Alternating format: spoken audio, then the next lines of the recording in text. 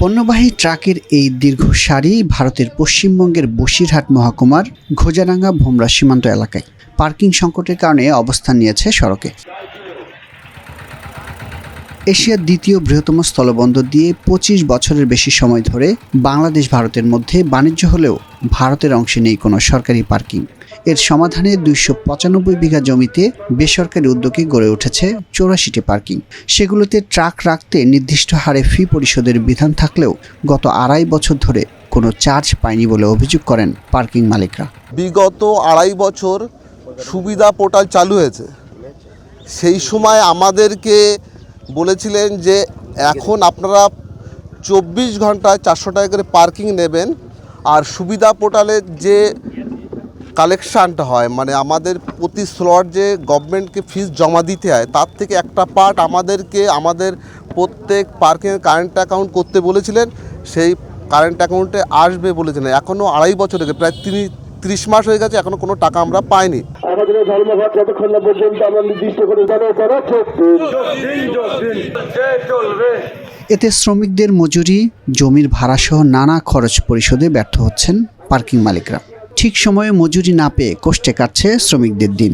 আমরা পার্কিংগুলোকে সঠিকভাবে মেনটেন্স করতে পারছি না, স্টাফদের স্যালারি দিতে পারছি না, ইলেকট্রিক বিল দিতে পারছি না, আমাদের সিসিটিভি ক্যামেরা পর্যন্ত লাগাতে পারছি না, যে সুবিধাগুলো সঠিকভাবে দিতেই পারছি না যেহেতু স্টাফদের মাইনে দিতে পারছি না। প্রশাসনের অনীহা মানে এত আমাদের প্রতি দুর্ব্যবহার হয়েছে, যার জন্য আমরা সহায়তা করতে পেরেছি, সহায়তা করেছি, করার পরে আমাদের প্রতি একবারও আমাদের দিক তাকায়নি।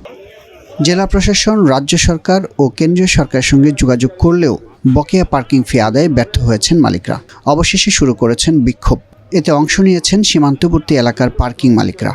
বন্ধ করে দিয়েছেন স্থলবন্দর। আমরা সব চিঠির মাধ্যমে জানিয়েছি, সবাইকে জানিয়েছি, কিন্তু আমরা কোনো ফিডব্যাক পাইনি।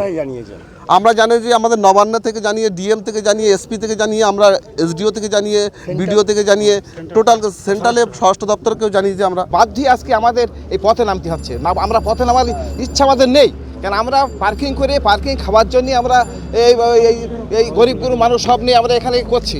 আর এই আমাদের এটা সরকারি না, এটা বেসরকারি পার্কিং, কিন্তু আমরা প্রশাসন যখন যা বলেছে আমরা তা মেনে নিছি। তারপরেও দেখাচ্ছে আজকে আমাদের এই অবস্থা। ১৪ লক্ষ টাকা কোথায় গেল? সেই টাকার কোনো অংশ আমরা পেলাম না কেন? এই যে বৈষম্যমূলক ব্যবহার আমরা কোনো মতো বদলাতে করবো না। বেসরকারি উদ্যোগে পার্কিং আমরা দিতেও পারি না নিতেও পারি, যদি সুরা না হয় তাহলে আমরা পরিষ্কার বলতে যাই আমরা কোনো পার্কিংয়ে গাড়ি তুলব না এবং আমরা চিরদিনের মতো আমার গাড়ি বন্ধ করে দেবো। তার জন্য সরকার যে আইন জারি করবে আমরা রাজি আছি। বকেয়া আদায় না হওয়া পর্যন্ত আন্দোলন চালিয়ে যেতে চান ঘোজাডাঙ্গা এলাকার ট্রাক পার্কিং মালিকরা।